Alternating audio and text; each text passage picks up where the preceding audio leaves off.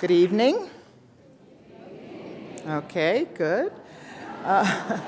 Well-mannered audience, always a good sign. I'm really thrilled to be here. I want to welcome all of you to this wonderful event in this beautiful venue. You're excited to meet Angela Davis? Very good. You won't be disappointed. I want to begin. I'm Barbara Ransby, and I am a longtime activist. I'm a historian and a writer and a colleague of Angela Davis, a comrade of Angela Davis's, and really just happy to be a part of this program. I want to begin by thanking the Lannan Foundation and the Lannan family. Applause are appropriate.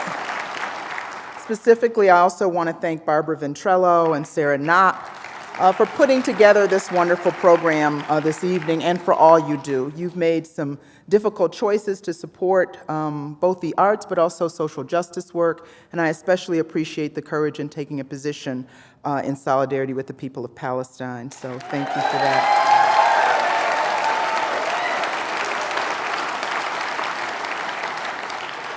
This is a sobering moment as we stand on the precipice of a historic and unsettling and an unprecedented presidential election.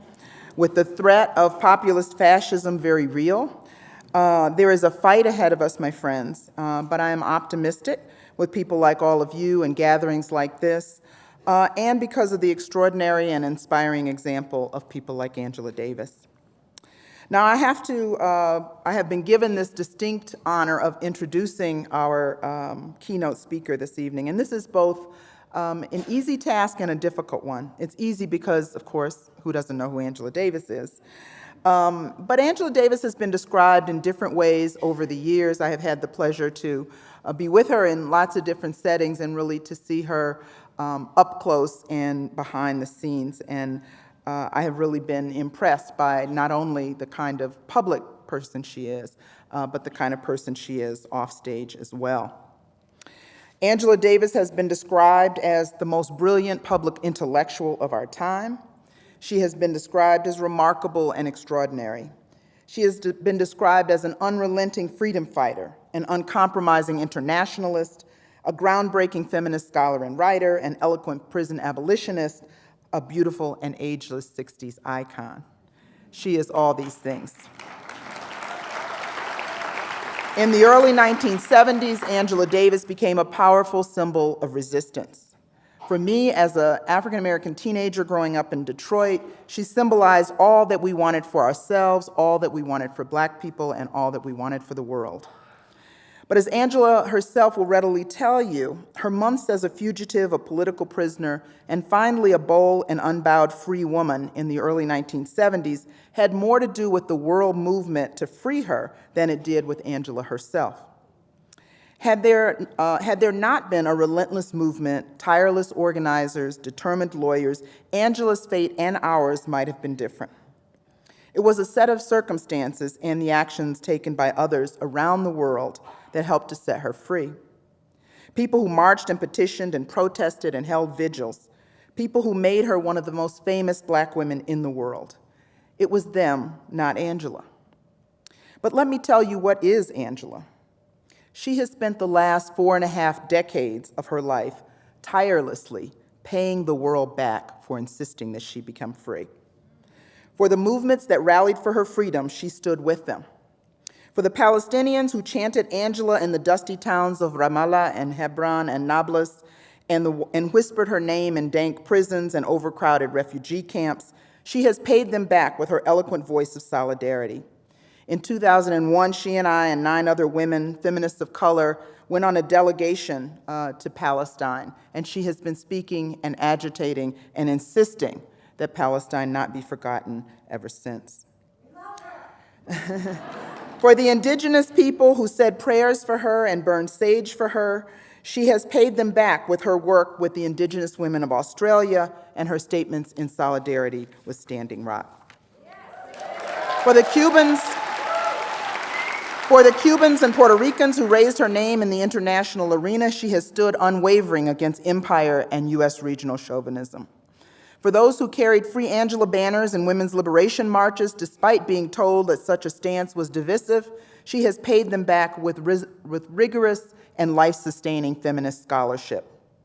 For the resilient freedom fighters of South Africa, who held up her name even in the depths of their despair on the eve of the mighty Soweto rebellion, she has paid them back in her work in the Free South Africa movement in the 1970s and 80s, and most recently when she returned to deliver the prestigious Steve Biko lecture to cheering crowds.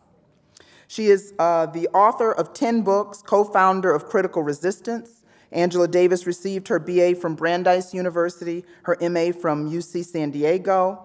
She studied in Frankfurt and Paris and received her PhD from Humboldt University in Berlin. She is the author of 10 books, as I said, including Women, Race, and Class, Blues, Legacies, and Black Feminism, Freedom is a Constant Struggle, just to name a few. Angela Davis has stood on the left side of politics proudly for over 4 decades. She also stands on the right side of history. Please join me in welcoming to the stage Angela Davis.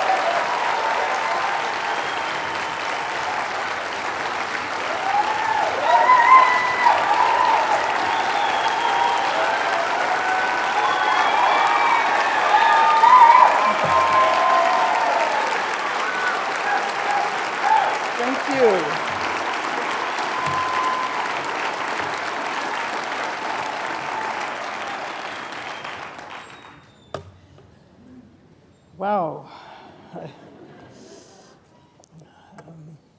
First of all, thank you, Barbara, for the amazing introduction. I mean, I don't know whether all of it is really true, but but good evening, everyone. And I thank the Lannan Foundation for inviting me to participate in this series on cultural freedom. I especially look forward to the conversation with Barbara following my remarks. Now, there are a lot of things we could speak about this evening, and certainly during the conversation, Barbara and I will talk about the difficulties we are confronting at this particular moment, not even a week before the next presidential election. But I just recently returned from a visit to Australia. And I want to talk about my experiences in Australia for a moment. In Australia, progressive activists have learned how to open every meeting, every conference or gathering such as this with what Indigenous people call a welcome to country.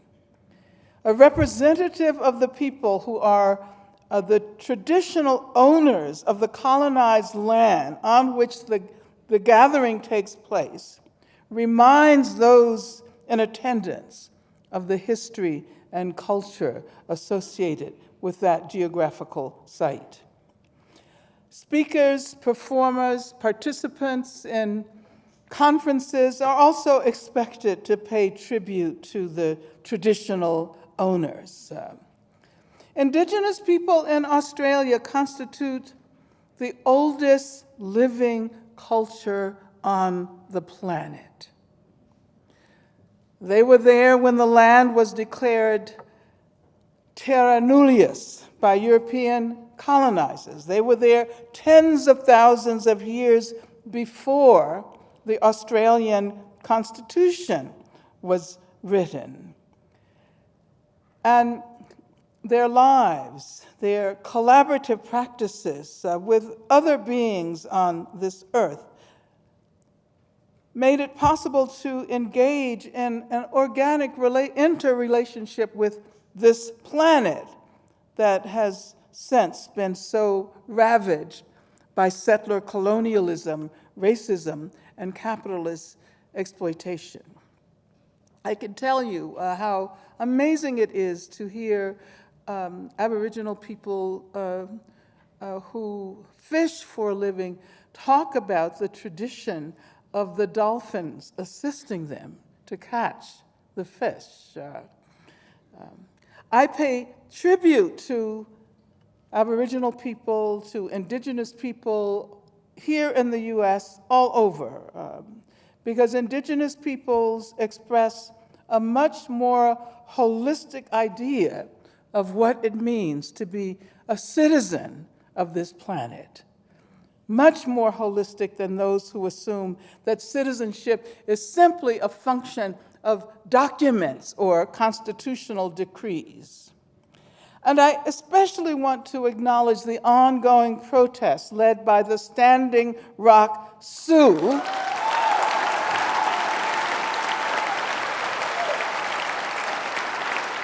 who are challenging the creation of the Dakota Access Oil Pipeline that will not only add to the further pollution of the planet by fossil fuel, but that will likely contaminate the water supply on the land in the event of leakages, and there are always leakages in these pipelines.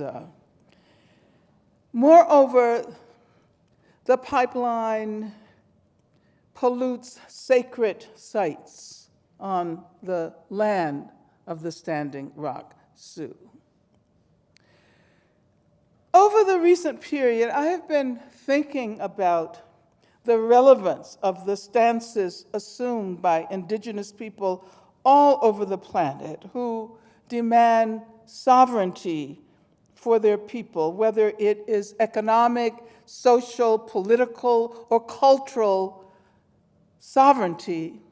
They ask for sovereignty as opposed to respecting the call for assimilation, which is the way most of us have learned how to gauge progress.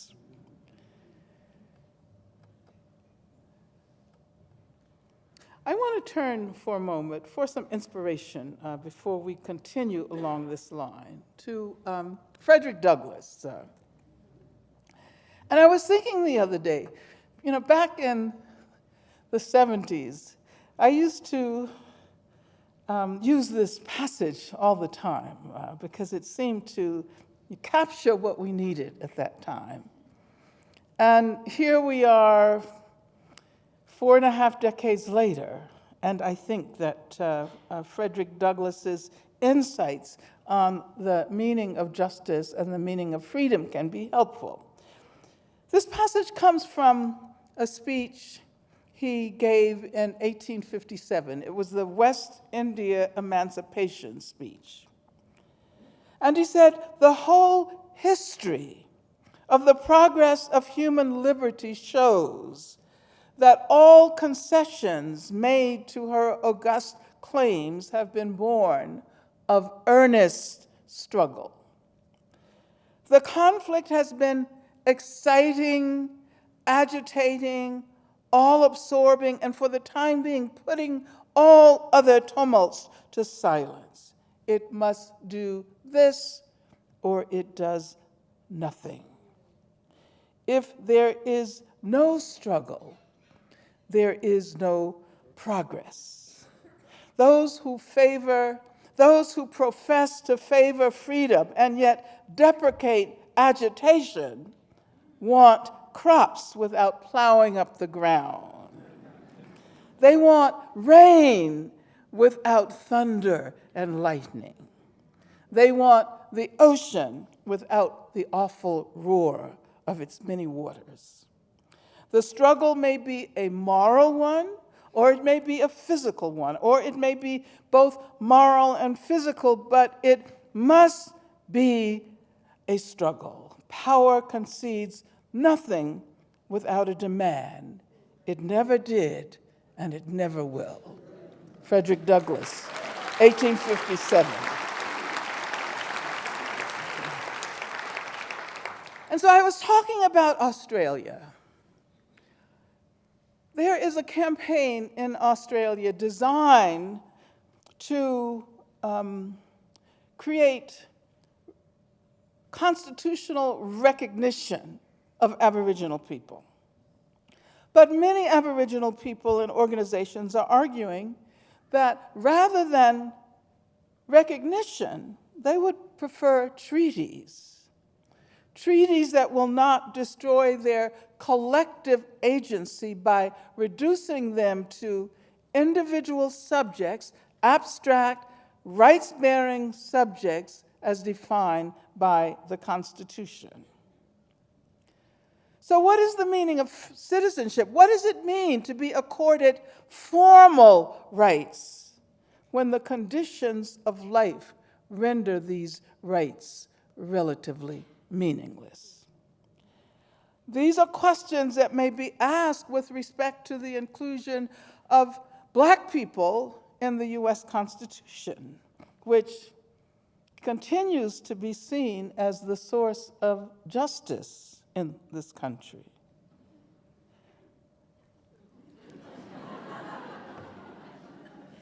And so where are Black people in the Constitution? Okay. Well, first of all, in Article 1, Section 2 of the 1787 Constitution, Black people make their way into the Constitution as in relation to the congressional apportionment, the counting of the population with respect to congressional representation. And everybody knows that, right? 3/5 of the enslaved population was counted for the southern states.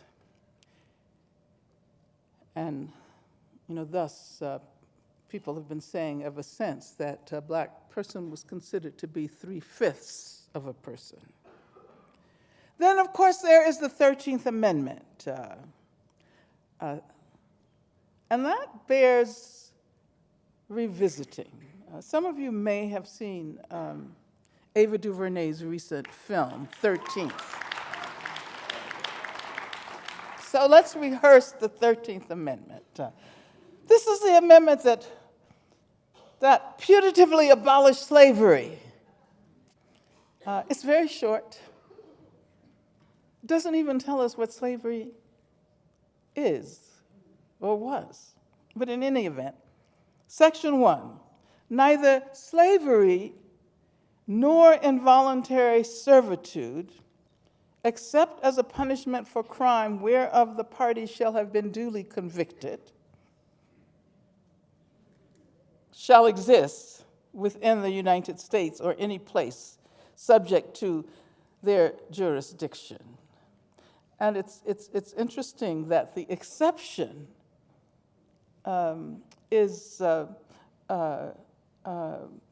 takes up 14 out of the 32 words. So almost half of this very short amendment that allegedly abolishes an institution that had been in place for hundreds of years and had affected every aspect of the social, political, cultural life of the United States of America, and it's supposed to be abolished in a few words. Well, you might say the amendment is actually longer. There's another section, but this Section 2 simply says Congress shall have power to enforce this article by appropriate legislation. And of course, the film by Ava DuVernay, 13th, explores what occurred within the loophole of that exception, which constitutes almost the same length as the actual provision that abolishes slavery.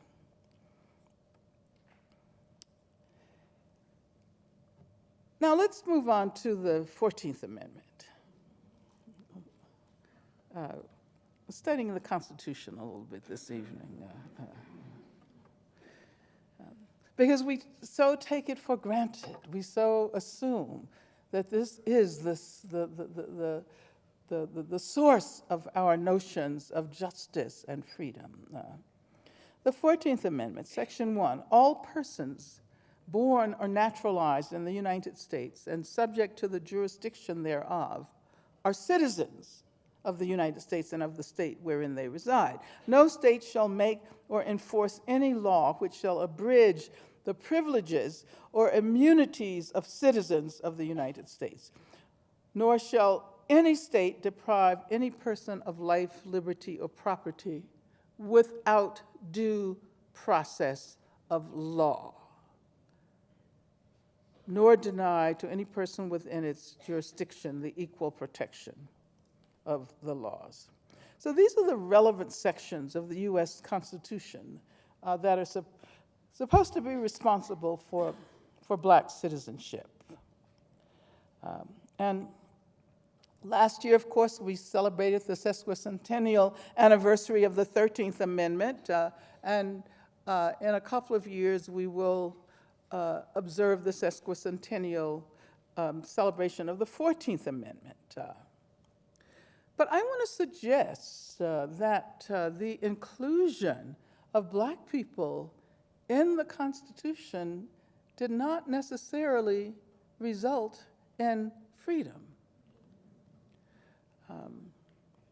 As a matter of fact, one can argue that due process becomes the strategy for asserting Black citizenship through what you might call the legal finding of culpability. If we look now at the fact that the U.S.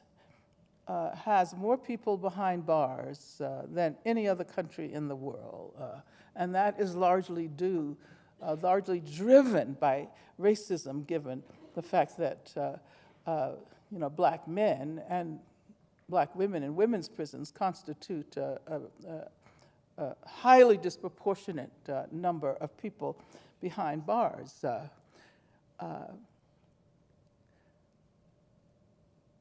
Those people weren't put in prison literally because they were Black. Some of them had trials, although the vast majority didn't. But they experienced due process. So it was through this notion of due process that they were justly found guilty. And in a sense, you can say Black people become citizens in order to legitimize their place within the criminal justice system, their disproportionate presence in the prison system. The purpose of justice then becomes that of assuring that they are all justly incarcerated. Do you see what I'm saying? The way a document that appears to be the font of justice, the foundation of justice and freedom, can actually provide justifications for what is perhaps the most dramatic example of structural racism in the 21st century. No, but of course, even with these constitutional amendments, Black people were not allowed to vote. As a matter of fact, we needed a new movement, a mid-20th century civil rights movement, in order to guarantee that citizenship, in order to elevate that citizenship from second class to first class. But I mean, first class citizenship? What is that supposed to mean? A citizen should be a citizen. No, there shouldn't be hierarchies of citizenship. And this should recall for us the fact that the very democracy we take for granted in this country is a democracy that itself was founded on elitism. Racial elitism, class elitism, gender elitism.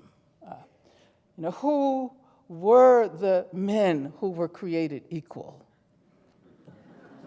I mean, at least the Constitution tells us that it was men. So we should know that half the population from the very outset was excluded. And we know that it was all white men are created equal, but then it was not all white men are created equal because there were property conditions.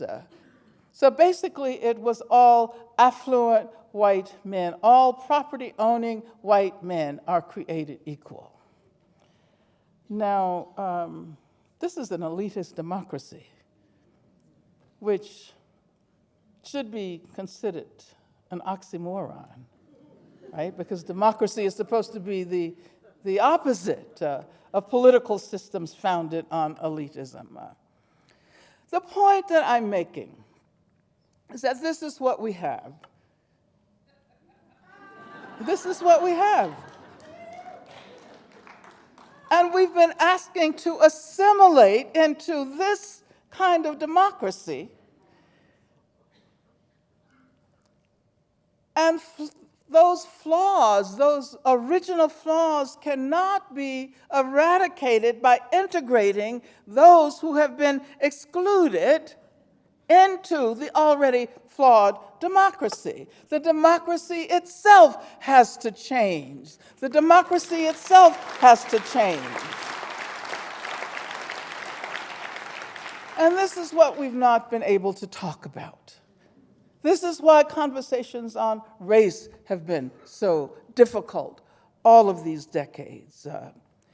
When one uses a feminist methodology, one can say that it's not a question of simply incorporating Black people or Native people into a racist society, or women into a misogynist society, or electing a Black president, or electing a female president, but rather of transforming the very society which has produced racism, economic justice, just injustices, economic injustices, heteropatriarchal oppression, homophobia, transphobia, global warming, and other environmental disasters.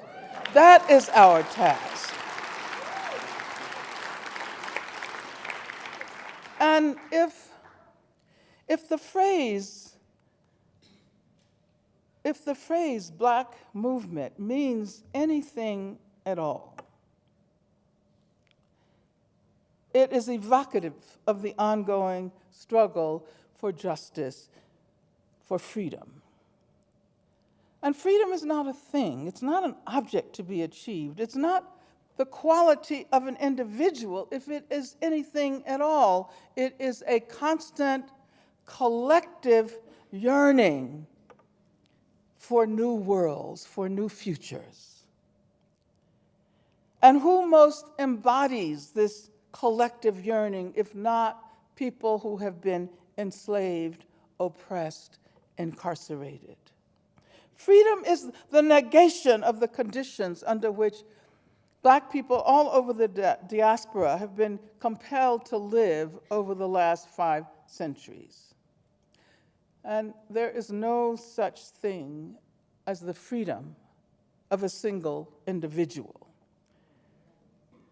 We know that freedom, as it has been conceived under, the word I like to use is bourgeois democracies, because I think that is the democracy we were offered in this country. So we know that freedom, as it has been conceived under bourgeois democracies, has always been a limited freedom, a freedom accorded to racial, class, gender elites, a freedom that acquires its value precisely because of its powers of exclusion by virtue of race, class, gender, sexuality.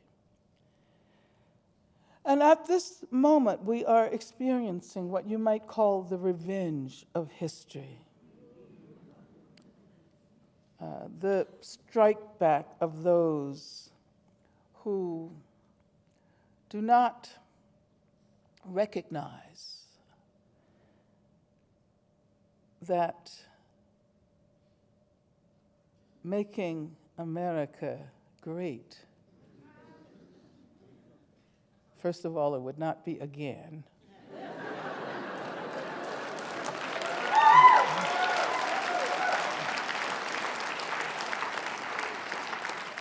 Second of all, it would mean constructing the kind of society that should have been available to people in the aftermath of slavery. In many ways, we have not made much progress, particularly in the way we think about democracy, than those who did not realize that the only way a significant democracy would have been created in the aftermath of slavery was to retool the entire society, to create a society with institutions that would have allowed for the incorporation of previously enslaved people. And of course, we can't talk about slavery without also talking about settler colonialism. Slavery and settler colonialism were very much intertwined, and the inheritances of slavery and settler colonialism are intertwined today. So some of us are calling for an end to racism, many of us. Some of us are calling for an end to the institutions of policing and punishment as we know them. Some of us are calling for the abolition of institutions of education insofar as they cater primarily to those who are affluent enough to take advantage of education. And in this period, the demands for the abolition of policing as we know it, the abolition of prisons as we know them, no longer seem like the crazy formulations of misguided idealists. Such demands are beginning during this period to make a great deal of sense. And this is within the context of stronger calls to end the Israeli occupation of Palestine. Justice for Palestine. Immigrant rights from North America to Southeast Asia to Africa and the Middle East. Immigrant rights are emerging as pivotal issues. Thus, we're also witnessing the limits of limited citizenship and are compelled to raise the question of the meaning of global citizenship. In this context, we revisit the relationship of capitalism and slavery and the intentional underdevelopment of the southern region.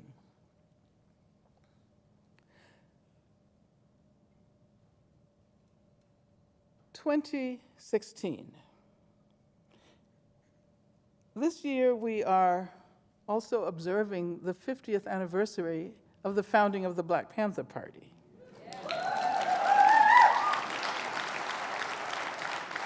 And as we consider the relations between the Black Panther Party and the contemporary Black Lives Matter movement, it feels like decades and generations that separate one from the other create a kind of incommensurability that is a consequence of the economic, political, cultural, and technological changes that make this contemporary moment so different in many important respects.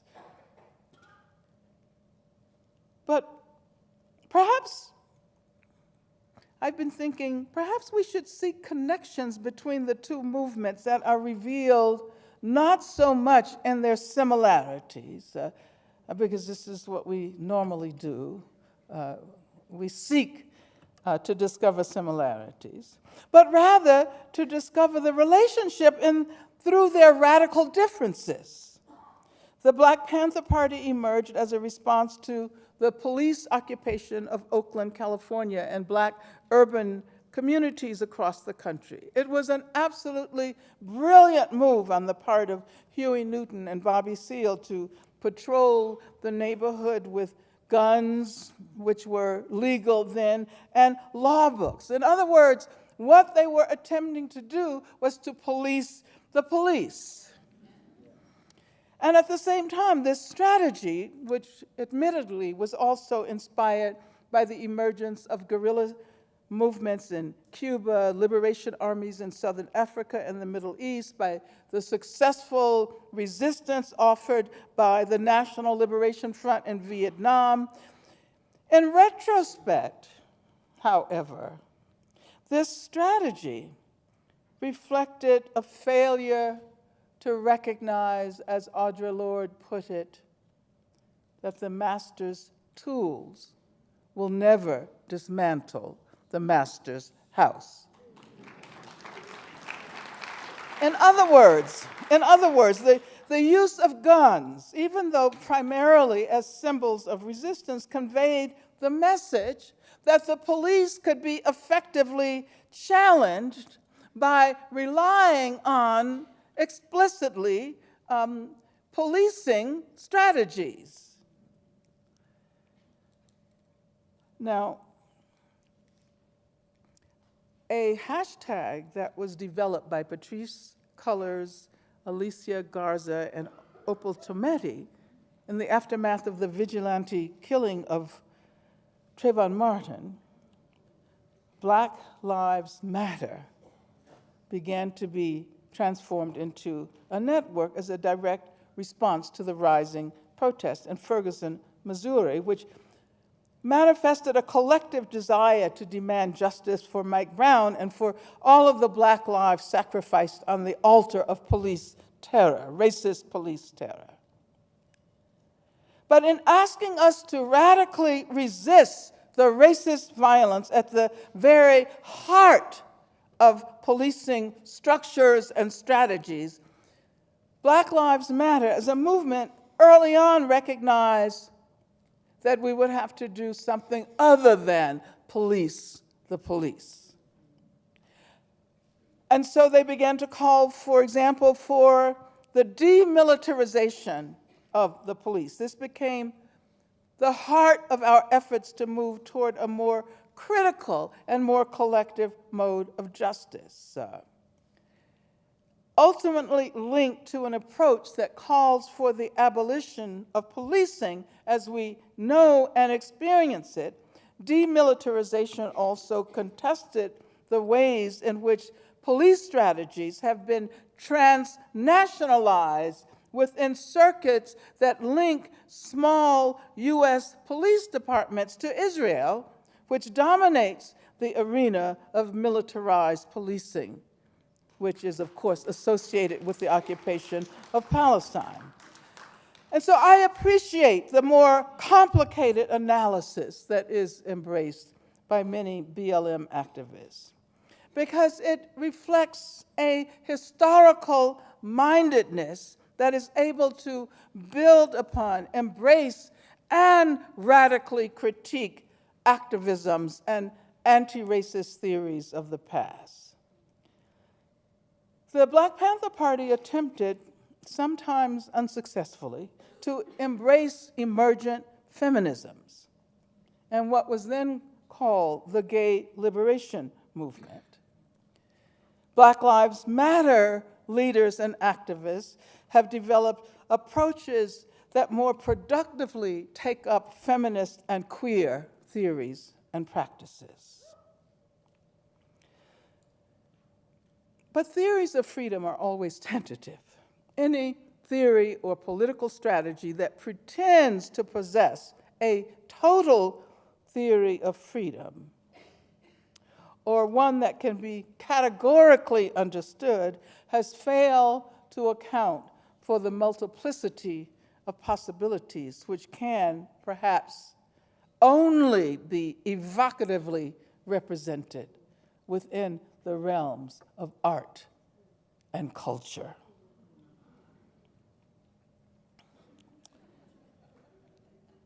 And I wish I could elaborate on that. Maybe we will during the conversation. Huh? But let me say that there is an increasingly popular understanding of the need for an internationalist framework within which the ongoing work of dismantling structures of racism, heteropatriarchy, economic injustices, and this is necessary so that our struggles can become more enduring and more meaningful. We are increasingly recognizing that Palestine occupies a pivotal place precisely because of the similarities between Israel and the US. Their foundational settler colonialism, their ethnic cleansing processes with respect to indigenous people, their systems of segregation, their use of legal systems to enact systematic repression, etc.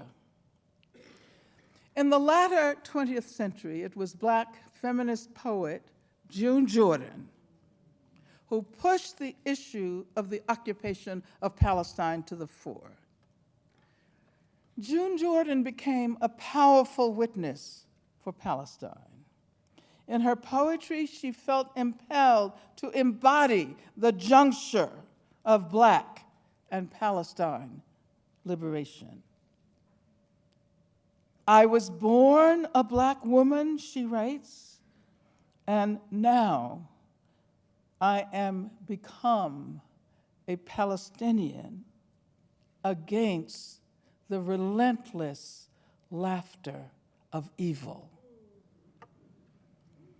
At a time when feminists of color were attempting to fashion strategies of what we now call intersectionality, June Jordan taught us about the capacity of political affinities across national, cultural, racial boundaries to help us imagine more habitable futures.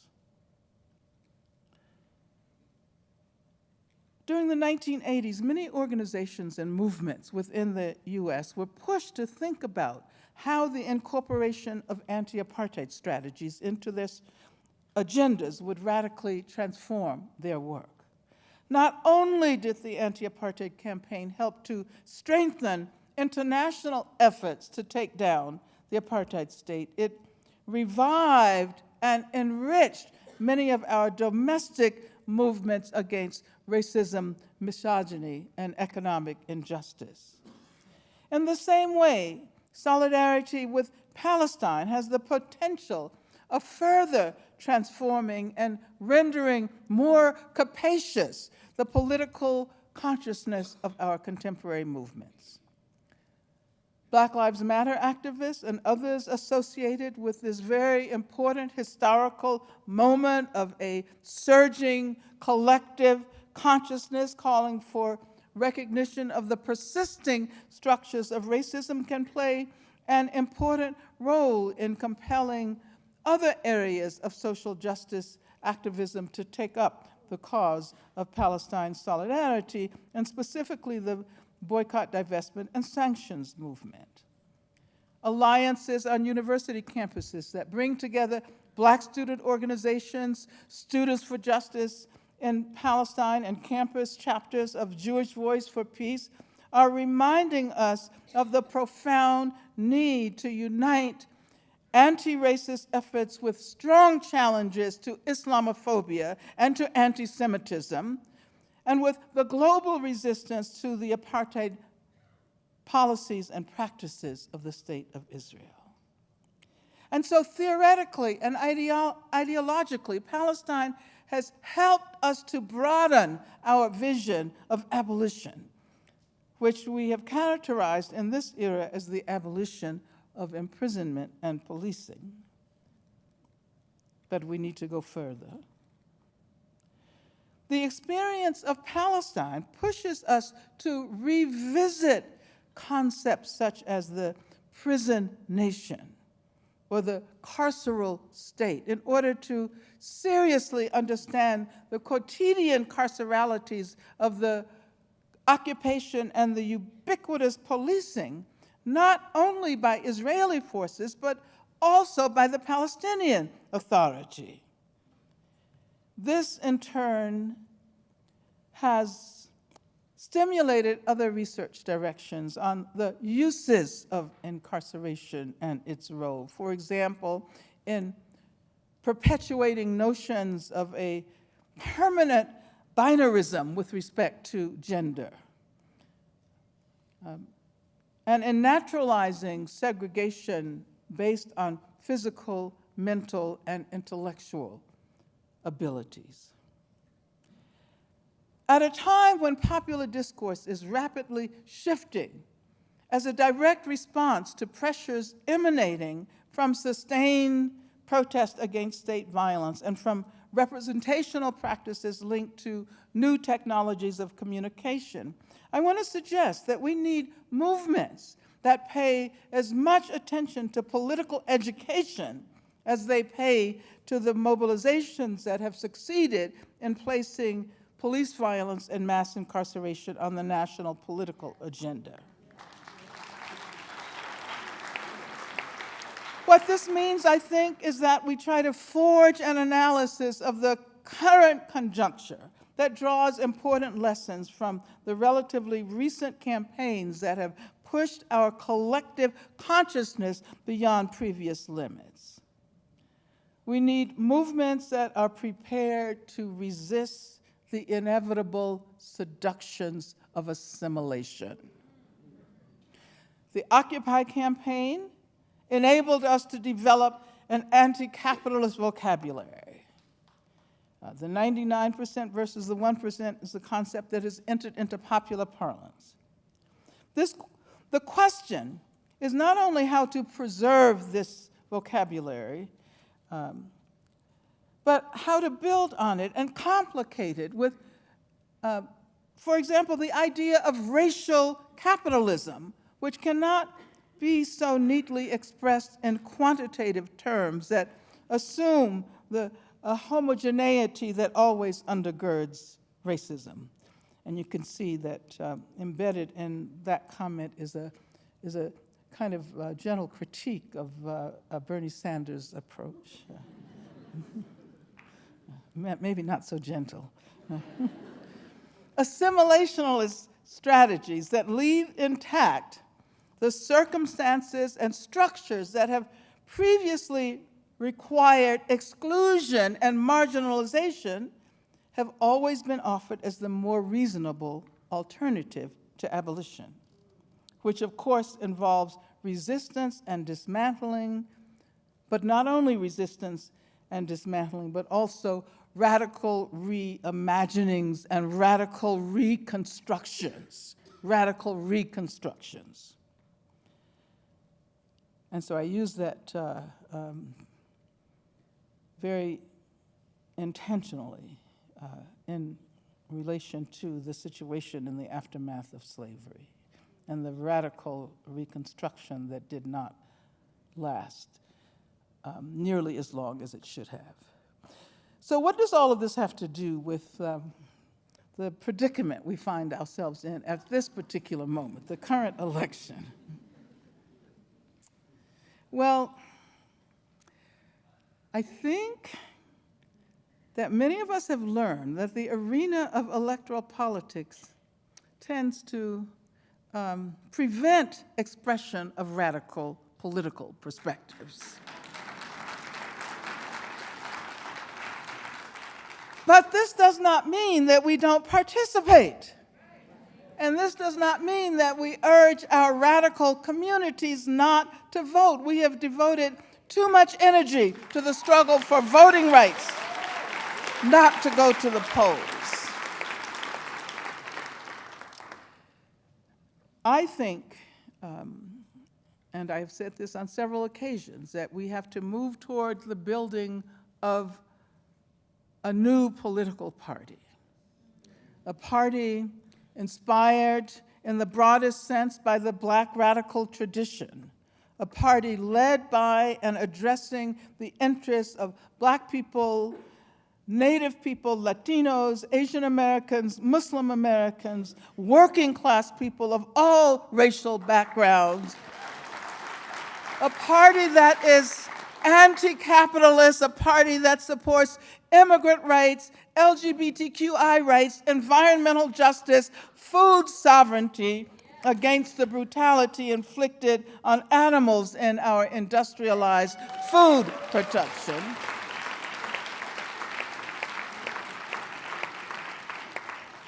And I wish we had this party today, but we don't.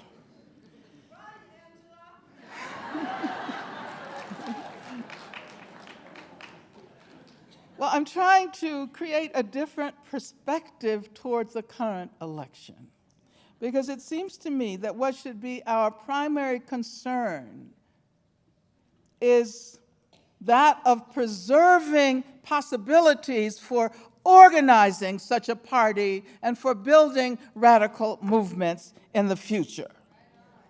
So that is the question we should ask when we go to the polls. And if you have further questions, perhaps we can discuss those during the conversation.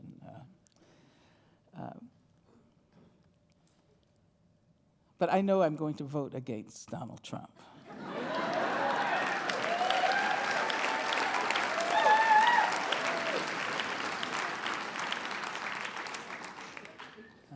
Because I experienced the era of Richard Nixon. And I know what it means to foreclose future possibilities for coming generations by, for example, stacking the Supreme Court with conservative justices. We need movements that acknowledge the intersectionality of current issues, movements that are sufficiently open to allow for the future development of ideas and issues and movements, even for those that we cannot even begin to imagine today. Thank you very much.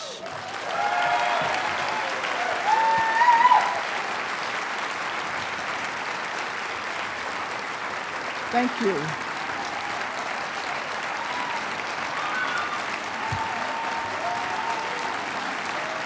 And we'll be right back. You